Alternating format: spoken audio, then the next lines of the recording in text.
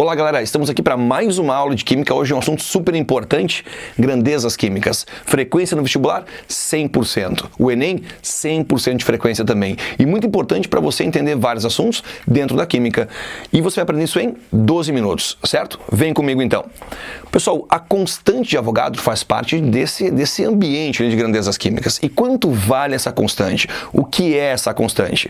Bom, o número de Avogadro, então, ele é o número de átomos, ok? Ou até moléculas, em x gramas desse elemento, dessa substância, ok? Sendo x a massa atômica ou molecular, né? No caso de elemento, no caso de uma substância, perfeito? Lembrou quanto vale, então, ali essa constante? 6,02 vezes 10 dá 23. 602 sextilhões. Esse é o valor, então, dessa constante. É importante você levar isso gravadinho, certo? Porque nem toda prova fornece essa informação. No lugar de 6,02 vezes 10 a 23, eu posso, então, falar o quê? 1 mol, certo? 1 mol. 1 mol, ele equivale a essa constante, então. Tudo bem? Bom, pessoal, 1 mol é a unidade oficial para a quantidade de matéria, tá? E aí, esse valor vai ser equivalente, né? Essa grandeza chamada mol é equivalente a 6,02 vezes 10 a 23. Professor, mas o que eu vou usar? Eu vou usar esse valor ou vou usar o mol? Aí vai depender da pergunta. Eu vou dar um exemplo. Se eu estou aqui segurando um material que pesa 1 quilo, por exemplo, tá? Então, eu tenho 1 milhão de miligramas. Eu pergunto para você, quantos miligramas tem aqui? Você me responde, aí tem 1 milhão de miligramas. Correto.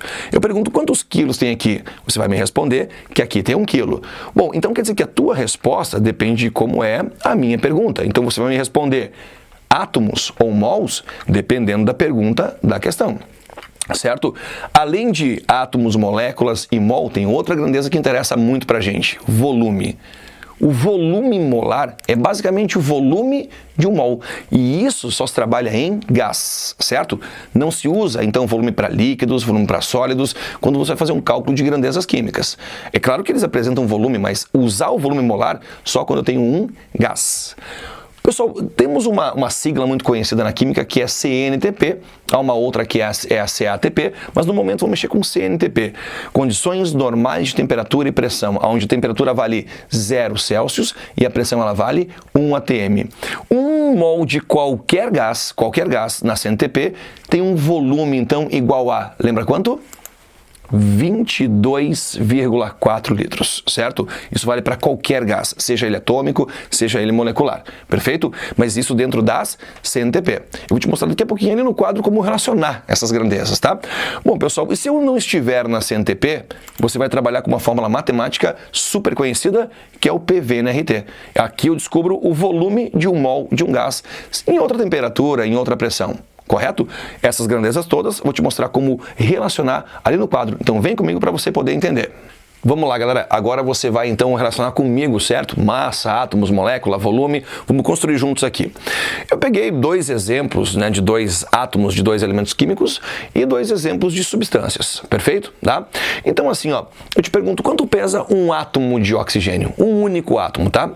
Eu fui na tabela e peguei a massa dele como 16. Então quer dizer que ele pesa aproximadamente, não exatamente, aproximadamente 16 unidades. Essa é a massa atômica, um valor aproximado, né? Quanto é que pesa então um átomo de urânio? Aproximadamente 235 unidades. O que eu vou falar para esses 2 átomos, né, esses 2 elementos, vai valer para qualquer átomo, qualquer elemento que você queira trabalhar, tá? Então acompanha. Bom, mas e se você pegar, por exemplo, aqui 16 gramas. Pessoal, 16 unidades não é a mesma coisa que 16 gramas. 16 unidades é a massa aproximada de um único átomo, certo? E 16 gramas é a massa que vai te levar a 6,02 vezes 10 na 23 átomos. Correto? Então, se o átomo pesa 16, você pegando 16 gramas, isso vai te levar a 6,02 vezes 10 na 23 átomos, correto? Tá? E agora o urânio? Bom, o urânio tem uma outra massa, 235, certo? Bom, então se o urânio pesa 235 unidades, né, um único átomo de urânio, você pegando 235 gramas, certo? Não é a mesma informação que 235 unidades. Isso vai te levar a 6,02 vezes 10 na 23 átomos de urânio. Professor, mas o mesmo número de átomos e massas diferentes? Sim, porque são átomos que apresentam, ok, massas diferentes lá na sua essência, né? Cada um tem a sua própria massa. Bom, o importante é, qualquer átomo que você pegue, a massa dele dada em gramas vai te levar sempre, lembra, é uma constante, sempre a 602 sextilhões de átomos, 6,02 vezes 10 na 23 átomos, tá? Agora, pensando em molécula, muda um pouquinho o conceito, tá? A água, por exemplo, ela pesa 18, tá? Uma única molécula de água pesa aproximadamente 18 unidades, tá? Uma única molécula de água. Uma molécula de glicose, por exemplo, ó, a glicose, ela pesa ali, tá? Uma massa, se você calcular a massa, né, envolvendo os átomos, ela pesa 180, ok? Então, quer dizer, uma única molécula de glicose vai pesar 180 unidades. Estamos falando de uma única molécula de glicose. Mas se você, então, pegar ali, tá? Voltar na água, 18 gramas... Lembrando que 18 unidades, 18 gramas não é a mesma coisa, não é a mesma informação, tá? Mas se a água pesa 18 gramas, isso vai me levar a 6,02 vezes 10 dá 23. Mas agora toma cuidado. Estamos falando de uma combinação de átomos, tá? Então quer dizer que eu vou ter aqui um certo número de moléculas. Olha onde é que está mudando então aqui, tá? Moléculas.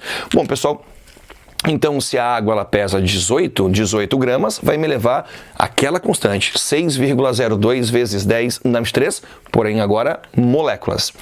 Não vai ser diferente para a glicose. Então, se a glicose pesa 180 unidades, 180 gramas, lembrando que não é a mesma informação que 180 unidades, né? Só para você não esquecer, 180 unidades é a massa aproximada de uma única molécula. 180 gramas, isso vai te levar então aqui a 6,02 vezes 10 na 23 moléculas, porque é uma combinação de átomos, certo? Esse número de moléculas. Construído isso, o que eu posso concluir, tá? Uma questão te pergunta então o seguinte, tá? Eu tenho 160 gramas de oxigênio. Quantos átomos eu tenho de oxigênio? Pessoal, se 16 gramas está para 6,02 vezes 10 a 23, então quer dizer que 160 gramas, isso é 10 vezes mais massa, vai me dar 10 vezes mais átomos, perfeito? Tá? E 8 gramas de oxigênio, me daria quantos átomos de oxigênio? 8 gramas não é a metade dessa massa? Eu teria então ali a metade, ok? Do número de átomos, 3,01 vezes 10 na 23. Então, se você sabe essa relação, você consegue encontrar qualquer massa, ok, de um certo número de átomos ou qualquer número de átomos numa certa massa. E não é diferente aqui para as moléculas, tá? Então, por exemplo, a água que pesa 18.